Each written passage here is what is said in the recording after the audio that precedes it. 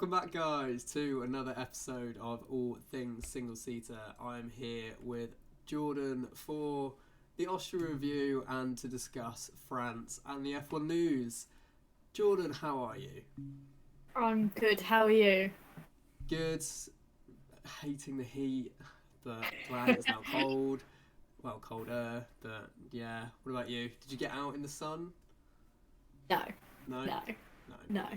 Just work constantly and catching up on everything F1, really. Speaking of F1, actually, well, obviously speaking of F1, it's kind of what this is for.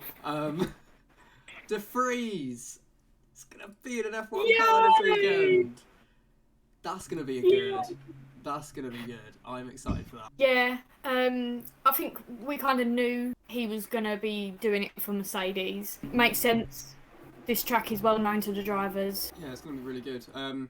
Obviously, we're not going to know what program he's on, but it is just going to be exciting. Hopefully, you can get close to George. Speaking of excitement, Austria. What happened? It was a week ago now. No, just kidding. It was exciting. We had the Mercs out of quali. Yeah, that was a bit weird, to be honest. A bit uncharacteristic from both, but that was a bit of a shock. We had the sprint returning. We did. Yeah, the sprint was good. Alonso didn't start it, did he? No. And he played a really, really good kind of strategic call to pit again. He didn't want to tell the team that the wheel was falling off because they would have got fined or something. But they got fined anyway, I think. But yeah, he tried to be as quiet as possible about it. But yeah, I think Ferrari and Red Bull kind of both had mixed results. Yeah. Let's discuss George and Perez. Oh. There we go. The thing is, Here we go. where it happens, Mm-hmm. in the past, we've seen it happen lots. Norris and Perez and Charles, Lewis and Alex. Gasly and Vettel. Yep, Gasly and Vettel. I don't know, it's a bit of a tough one. I get why they penalised George, Yeah. fair play, but then part of me is like, well, Perez knows, and then it turns out that Marco turned around and said, don't try anything, on that bit of the track, don't try and overtake anyone, and then he goes and does it, first lap. Yeah. No, I get it. I think it was justified, the penalty. I think a lot of people, a lot of people I've seen on Twitter are going, how, where was George meant to turn? Because he was turning to the right a lot, but the problem was he was behind at the corner, so he should have been the one to brake. Had he broke a bit more instead of easing off, they wouldn't have touched. So it's fair, but it kind of sucked for both of them. Obviously, Perez had to retire, but George, I think, had a very good race, all in all, considering he had the damage and just quietly got P4, which was really good. So it was just a shame. I would have really wanted to see George up there in the fight as well throughout the race, because I think he could have been. Kind of like a what-if situation. Yeah. I think. A bit like Silverstone. Obviously, Lewis was fighting for the win. Yeah. This is just another what-if. Yeah, I'm sure he'll learn from it and just move on. I think it was heartbreak for Sainz. Crofty, you get the award for the slowest reaction known to man. I mean, we were on board with Sainz. Everyone in the world, even deaf people, could have heard that his engine stopped halfway through the bloody straight. And about 10 seconds later, he goes, "Oh, what's happened to Sainz?" The whole... Oh, there's fire! Everyone knew he was out before you said he was out, basically. But yeah, it was the pain in his voice. I felt so bad for Carlos. Would have been an easy one too. Would have been a 3-4 for Red Bull. I don't think Perez was actually on the pace that much this weekend, but I think the Red Bull's that good that you probably would have got fourth. So just a missed opportunity for both. But my question, why were Ferrari not that quick in the sprint race? I think it's to do with the weather. Really? This sounds absolutely bonkers, right? Yeah. Go on. But top countries we've been to, Red Bull have done really well, right? Yeah. Yeah. Up from Bahrain. Well, yeah, we'll put that one in the bin. So their car obviously likes the heat. The tyres, getting the tyres in the right window. Being in Austria, where all weekend it's a bit touch and go type thing. Yeah, mystery. That is going to be a if that's true, not good for this weekend because it's meant to be really hot in France, isn't it? It's meant to be like 35, 36. Yeah. Gonna have to change my predictions. Haas, Mick, K-Mag, amazing. The battling in the midfield I thought was really good as well. That 5-car did you? scrap. Yeah, I was Oh. just about to say that. What I've got to say, that has got to be one of the best scraps I've seen this year.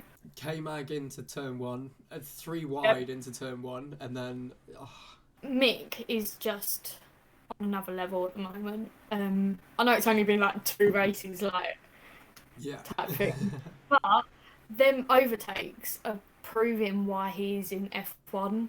Yeah. Plain and simple.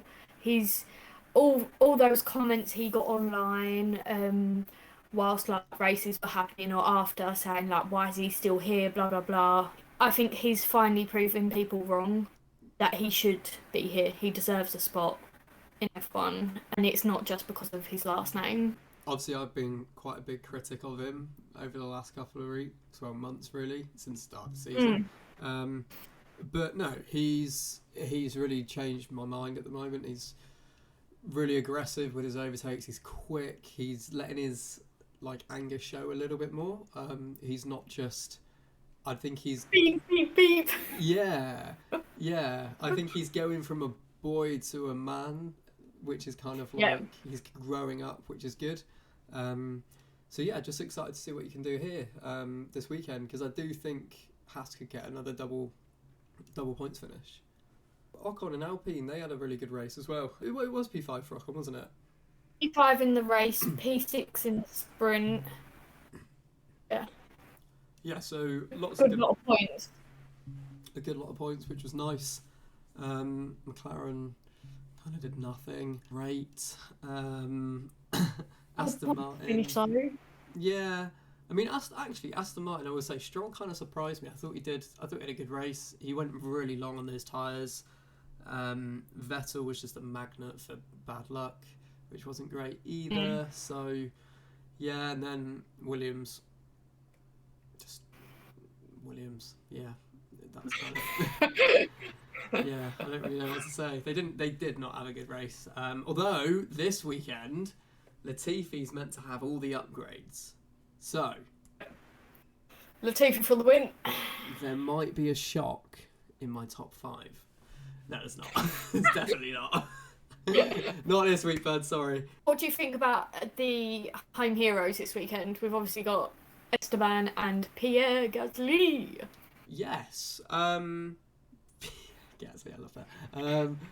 Well, the last time they raced here, they crashed into each other on the first lap. So, as long as that doesn't happen, then... It's cake, really. Yeah. Although I do think Ocon and Gasly, I think Ocon's car is that much better at the moment. I don't think they're going to be near each other. No, neither do I. But we haven't had a properly like crazy race like we did last year, like Hungary, where we have a shock win, like Esteban. Yeah. We've got one of those to come. I agree. Yeah, I think we do. But which driver is it going to be? Is it going to be Fernando? Bottas? But if he wins, it's like, oh, he's won. He's won already. Someone who needs their first win. K-Mag? Mick? Oh my god, Latifi! Get the upgrades on. Keep them coming, Williams. Who hasn't had their first win? George, Lando. K-Mag, Mick, Nicholas, Mag. Alex, Schumacher. Sonoda. That's the ones I'll probably say. Would it be a shock if George won? Because No. that Mercedes is getting upgrades this weekend. Is it? Big upgrade. The biggest upgrade. I don't think it would be a shock, but I think it would still be amazing. even though his media trained interviews really annoy me because he's got the personality of a twig.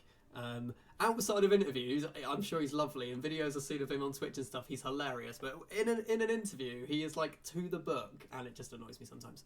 Winning won't be a shock, but it would be amazing. Okay, so we've got Lando, Yeah, that Magnussen, would be a shock in this car. Schumacher. That's the three I'll probably say. No Alex and Nicholas. Lance! We're going for Lance in! Bloody 19th in the championship. Okay, Lance stays out. Yeah, so it would be a shock. It would be a shock. I'm sticking with the two Hasses and Lando. Okay. Out of those three, I'd want it to be K-Mag, but I'd say it Yeah. probably... Although Mick. Haas do have upgrades coming, don't they, in Hungary? McLaren haven't really got any major upgrades either. Yeah, so it could be. What else do we think is going to happen this week? Because it's going to be another 1 and a 2 stop, isn't it? So I think Red Bull will commit to a 2. Last year, the winning strategy was a 2-stop by Max. He was the only driver in the front pack to do a 2-stop. I feel like Mercedes might throw in a 2-stop for one of their drivers. You know what they're like. Can Ferrari get it right this weekend with their strategy? No. No. You'll be asking me that in 10 years and the answer will be no. Well, I'm worried about that car. Is it going to last to the end? What car? Charles or Carlos? Answer the question. Both. I think... I don't know. The thing is, I haven't got much faith in either Red Bull or Ferrari's engines. Start of the year, Red Bull's engines were like absolutely rubbish. Their reliability was shocking. And then like Ferrari kind of like they swapped type thing. And then see they're the most recent ones to have reliability issues. I don't think they'll have any problems with reliability this weekend. That's a bold claim. It's a bold claim. I like it. I'm being bold. Yeah. I'm being bold. You're being me for once. Right. Let's do the predictions then. Go on. Quali. Top 5. Right. So I've done Leclerc, Verstappen, Sainz, Hamilton, Perez. Alright. Okay. Fair enough. I've gone Max, Sainz, Leclerc, Perez, George. Okay. I was going to put Ocon because he is on form and he's French, but I think I would only be doing French. it. I think that's the only reason I'd be doing it. Alright, race. Go. I have put Hamilton to win.